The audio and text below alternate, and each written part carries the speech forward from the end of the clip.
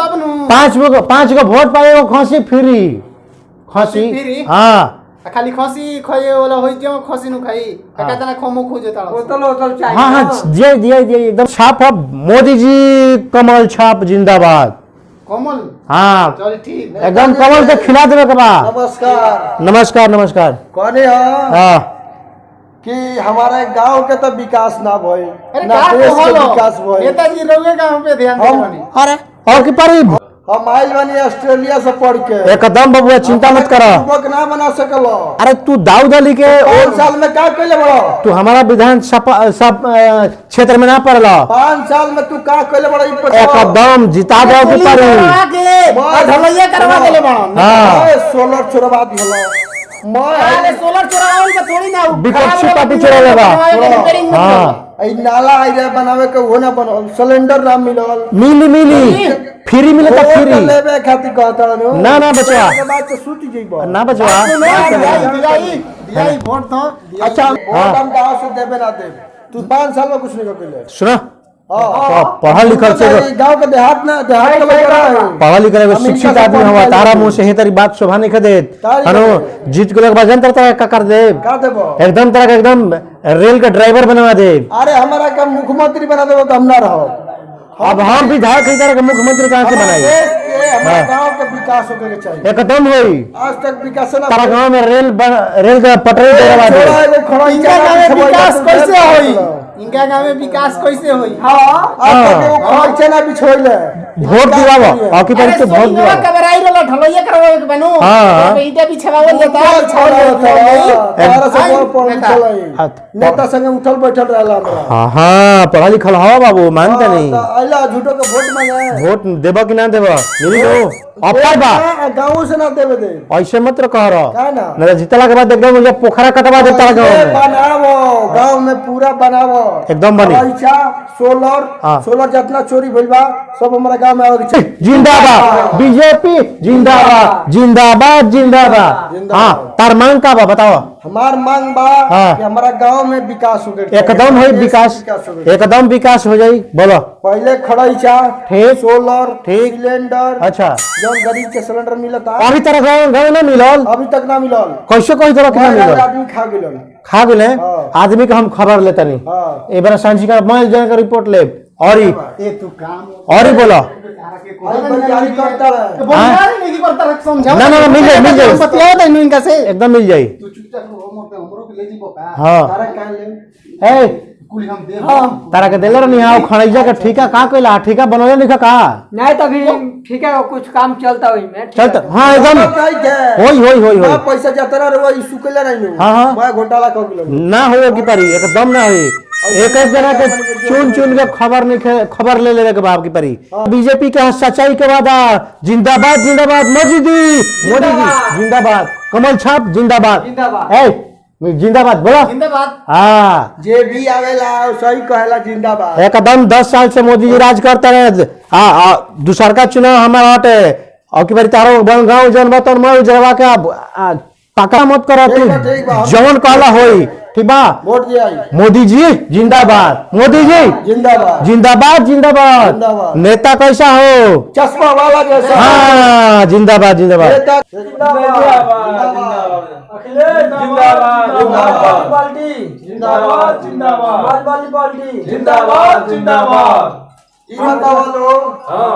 कि हमारा गांव के विकास ना भइल हमारे देश के विकास ना भइल हम आए हैं अमेरिका से पढ़ी है ठीक भैया कि नेताजी आई बनी बरा तो वही हम हमारे गांव के विकास करे के बाद विकास हर एक गांव का होई कि आपका का न होई हर एक गांव का विकास होई हां तो हमार मांग बटे हां भैया कि सड़क चाहिए कि सड़क नहीं के बीच में आवे जाए के अच्छा बताओ तुम्हारा गांव कौन होला हमार गांव बक्सर जिला में पड़ी हां हम कहने गांव के विकास होई चाहिए विकास होई अच्छा ही बताओ का तरह जौने गांव से डायरेक्ट हाईवे से तार गांव में पड़ला कोनो गांव और होला नहीं डायरेक्ट बा ओकरा बीच में नदी बा नदी से पुल बनवा के जोड़े के बा अच्छा ठीक बा इलेक्शन के पहले बन जाए कि बाद नहीं बताओ पहले तो वोट मिली न तो मिली ना पक्की रोड बनवा दे इलेक्शन की रोड बनी हो ओकरा बाद एगो पानी टंकी बैठावे पड़े सब बैठ जाए सब पिए के बहुत दुख होता सब बैठ जाई। वो गांव समाज में बैठवा दे हाँ तारे घरे नेताजी साहब पूछा था नू स्टैंड भाई क्यों ना बोले अरे सब नेताजी बोले हमारे नहीं सब कुछ काम देखा ले ई हम हमार ना सब ये नहीं देखा ले। ठीक है बा गांव में जाइला आप एकदम नंबर ले, मोबाइल नंबर ले लीजिए। 3 दिन के हमारी के 5 को काम में 5 को होगा कि 4 का पाँच हो जी, 5 हो जाए पूरा गांव के वोट हमारे इशारा हुआ ठीक अरे है। अब कह दे कि इनका के देव मतलब उनका के देव बा अरे तब तो भैया सीधा है एकदम हम जिंदाबाद समाजवादी पहलवा पार्टी बीजेपी वाले आले कहता है कि उनके जिता अरे कहे के तो हमारे काम हटे नहीं तो- ये हमारे काम करी ओकरा के वोट हाँ दे। तो ओके परसों से तुम्हारे पुल बने चालू होता ना बनी तो एको वोट ना दिए परसों से। अगर जीता का अच्छा ये बताओ, लेबर मिल गया तेरे गांव में? हमारे गांव में सब पढ़ा लिखल बा लेबर नहीं थे, लेबर ओवर नहीं थे कोई पैसा सब- वाले हैं सब। हाँ सब के इंग्लैंड से के अमेरिका से हम्म। के कहीं कहीं से लंदन से ए देखो भैया ये नैया पर हम जीत जाए यहाँ तक जीत जाता ही ना शाबाश। एक एरिया में एक गांव तोहरा गांव खाली बा। बहुत टप्पर गांव हटे बहुत तो सही। टप्पर कोई नहीं खे ठीक बा तब 10,000 वोट 5 दिन बाद तब काम लग जाता बा। ठीक बा, अभी तो इलेक्शन में 2 महीना का टाइम बा। ठीक है बा आओ कोनो समस्या? समस्या तो अब नहीं के हमारे देखो देखो मैंने घरे बता दी है करे के बा गांव समाज में बता दिया इनकर का साइकिल साइकिल हो साइकिल साल। अच्छा जीतला के बाद का करबो पैसा उसा मिली पैसों चाहिए पैसा गरीबन के तेरे गांव में गरीबन आए बा ना, गरीबन कैसे पैसा? पढ़ल लिखल बाड़े हम ही थोड़ी करे गरीब नहीं को हाँ। पढ़ल लिखल खाली बाड़े गरीब अच्छा जौन आवास बनवा दी। अमेरिका जाके पढ़ के आवा बा वो सब गरीब बन तारे की है। गरीब बाड़े अच्छा। भले पढ़ले बाड़े जाके अमेरिका हाँ। बाकी गरीब बाड़े नेताजी पढ़ने वाला अमेरिका लेकिन वो सब गरीब बा। हाँ सुनो सुनो अब के वो मान लग गइल अमेरिका हम्म। तो खेत बेचा गइल अच्छा। तो गरीबे न हो गइल पढ़े में तो मैं बेचा गइल कहे मैं पैसा वाले बहन हमारे गांव में सब। ई थोड़ी कहियो कहनी है कि हाँ कहनी हाँ हमारा गांव में हाँ। जो भी पढ़ा लिखल बा खेत गृहस्थी बेच के बल्कि रख के तब अमेरिका अच्छा ठीक बा, कहीं जाके पढ़ ले ठीक बा। अरे भैया जितना समस्या बा हाँ सब हल हो जाए। हो जाए सब के अंदर हो ठीक है बा जितना समस्या बा सब। हम तारे गांव में काल गाड़ी से आवत काल हम भेज देते बाकी एगो बात बा हाँ पैसा जो इशू होला हाँ। ऊपर से बीच में खाए वाला बड़ा है तो ठीक है तुम्हारे बैंक में डलवा दी। हाँ हाँ हमारे में डलवा दो अपन अकाउंट नंबर दे दिए। ठीक बा ठीक बा, आधार कार्ड बनवाए बा ना? आधार कार्ड बनवा ले अभी लिखी अभी पैन कार्ड लगता पैन कार्ड आधार कार्ड सब बनवा लिए। अखिलेश जिंदाबाद समाजवादी पार्टी जिंदाबाद जिंदाबाद जिंदाबाद समाजवादी पार्टी जिंदाबाद जिंदाबाद जिंदाबाद अखिलेश जिंदाबाद जिंदाबाद जिंदाबाद समाजवादी पार्टी जिंदाबाद जिंदाबाद समाजवादी पार्टी जिंदाबाद जिंदाबाद। अब हमारे पार्टी से जुड़ गई ना, हाँ। अब तार सब समस्या दूर हो जाए। 4-10 गाँव पकड़ ली है 4-10 गांव अगल बगल जितना हो। अरे हमार 10 गांव का 10 गांव में 100 कोस में जितना गांव हो नु सब जान पहचान अच्छा सोलर सोलर गाँव गांव में में सोलर बा गांव में। सोलर नहीं है वो लगवाई अंधेरा में रह पर तालुम अच्छा। के रखे ये जब वर्तमान में सरकार बा वो कुछ नहीं करता। पूछ ना वो तो पैसा जौन बोल रहा हूँ सरकार खा गई घोटाला हो गई ऊपर पार्टी के आदमी आई रहे हमारा के वोट दो हम कहनी कि हमारे 5 साल में का खोले बड़ा तरह के वोट अच्छा ठीक बा, हमारे पार्टी में आप सम्मिलित हो गए हैं। ठीक बा, ठीक बा एकदम लगन से प्रचार करो। जौन समस्या बा तारे गांव के अगल बगल के इलेक्शन के पहले हल हो जाए। सब ठीक है बा। समस्या दूर हो जाए। ठीक बा जिंदाबाद जिंदाबाद जिंदाबाद जिंदाबाद ए भाई हाँ अरे देखत नहीं कि आदमी के हो लोग होते नहीं खे आई आदमी आई लो लो वहाँ के द्वारा पे हाँ चल के ठीक। ए बाबू अरे सुनो महाराज सुनो हेने आवो भाई हेने आवो कौन हाँ हाँ नेताजी हम बीजेपी से एकदम अगला चुनाव में जीता नहीं हाँ हाँ नेताजी प्रणाम प्रणाम एक बार जीते के बहनो हाँ आ तारा कोनो समस्या नहीं खनो गांव के तहारा बताओ नहीं समस्या नहीं बा ना नो नहीं। दाए गिफ्ट कहाँ बता का ई का हो अरे एकदम हमारा ओर से गिफ्ट हनो हाँ। कोनो पार्टी में नहीं खेलेगा बीजेपी जिंदाबाद हनो बीजेपी हाँ बीजेपी मोदी सरकार जिंदाबाद कमल फूल जिंदाबाद श्री प्रकाश तिवारी जिंदाबाद हनो हमारे यहाँ तो सब कहता अखिलेश जिंदाबाद ना ऊ चोर हम बापे बेटा चोर हम हनो कोनो चीज के होला नो धान के देश पुआरा से चिन्हा जाला ठीक बा। हाँ हाँ वो तो सही बात। मोदी जी का ठाट बाट राजस्वी ठाट एकदम कैसन चल चारों गैस सिलेंडर बटा गए, हाँ आधार कार्ड बन गए, अगले तो कुछ नहीं दे हाँ वो साइकिल पंचर हो गई लोकर, कुछ नहीं दे हाँ एकदम है गिफ्ट ले जा एकदम लैपटॉप दिल खुश हो जाई। आप अपना गांव में हमारा पूरा वोट दिया एकदम लैपटॉप पूरा गांव भर बंटवा एकदम ले सुना एगो बात बा। अरे जाके गाँव में फोरो 2-4 रुपये तारा के दिया नौकरी मिली नौकरी हमार नौकरी मिली एकदम हम जुआ फेंकत आई रेलवे में आर्मी में सबके नौकरी मिली। चलो ठीक है ठीक बनो एकदम जिंदाबाद बोला जयकारा जिंदाबाद मोदी जी जिंदाबाद। ए भाई अरे भाई सुनो नमस्कार नमस्कार का बड़ा और सब ठीक बात सब समाचार गांव घर के समाचार सब ठीक बा बढ़िया बता। माहौल कैसन चलता है घरी। अरे अब साइकिलिया वाला तो बड़ा कंजूस देखा था। अरे ओकर फेर मत रहो ठाट बाट देखा पहले मोदी जी एकदम का नहीं खन के गरीब खातिर ताई होई लगाई एकदम मसीहा गरीब के मसीहा हनो। हां गैस सिलेंडर जिताए दे एकदम ए गिफ्ट दा लो भाई माए ई का हो एकदम प्रचार करियो बीजेपी के हनो।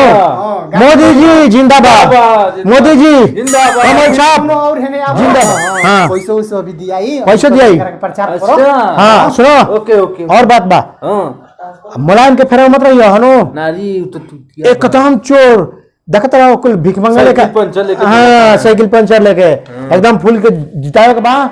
आएगो बात और बा हां नौकरी मिली नौकरी कौन नौकरी पहल कल क्लास तक बा अरे इनके के खेती तेरे में लगा दी मोटे छोटे बड़ा हाँ ये नहीं घंटे ग्रुप डी में हाँ रेलवे की नौकरी एकदम भारत सरकार का तनख्वाह का मिली एकदम अभी 25,000 से स्टार्ट बा।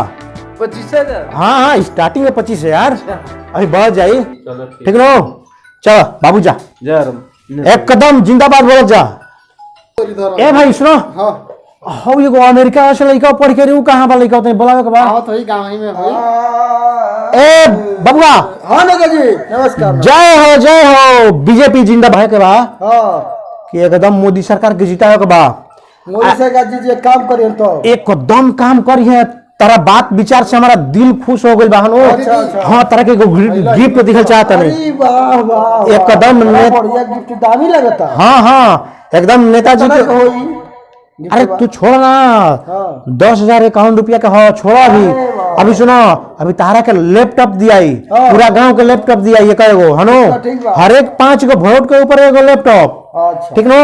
और नौकरी बोल दिया ग्रुप डी में वैकेंसी खुलल बा एकदम हरा हर के ग्रुप डी में। हाँ एकदम ग्रुप डी में हम तो कहा था जी अपन पार्टनर में बना लेती हमरा के बन जाई हो पहले जितावा हमारा के हनो जीता वो पहले अखिलेश के फेर में नहीं के पर के हनो मुलायम सिंह के ओ भव उनका बतियो न समझ लगा ठीक नो।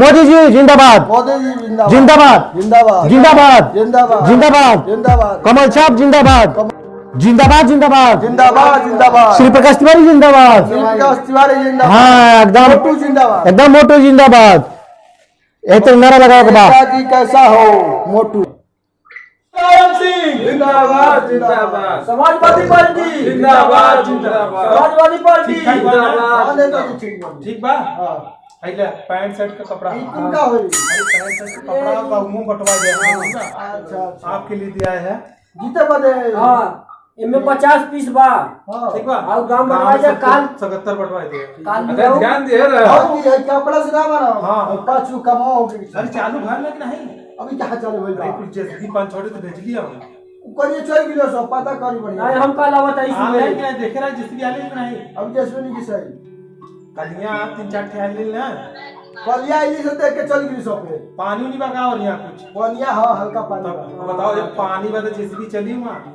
तो ना चली तो थोड़े तेरे सुखरक होने बने चाहिए हाँ चलो पानी अब जिसकी आवत है ना पानी और गांव को लोग तार अच्छा आदमी बुलाओ वो दे दे अच्छा हो इंग्लैंड से पढ़ के आया वो तो बाकी वो बेजीपी से बा अरे बुलावा ना तू बीजेपी का तो बुलाओ का वोट दिया ना वोट किया हाँ बुलावा हाँ बोलो अरे कौन है नु भाई देखो भाई बड़ा नेताजी कहता है कि हमारे तना वोट दो तो हम बोले ठीक बा हम एगो बड़ा भाई बीजेपी से ठीक गांव में बंटवाई दिया सुनो और आप ए नहीं जितवावे का बा हाँ, साइकिल हो। लेकर जाने बाड़ा चुनाव निशान साइकिल। ऐसा करेगा कि हार जा भैया साइकिल हो, साइकिल साइकिल हम तो साइकिल ए, चलाए ध्यान दे यार गांव भैया में देखो चले। ठीक बा। इनमें 100 पीस बा।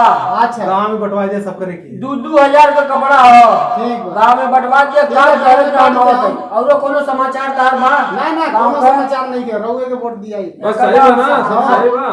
हमार साइकिल हो, साइकिल एकदम समाजवादी पार्टी जिंदाबाद समाजवादी पार्टी जिंदाबाद जिंदाबाद।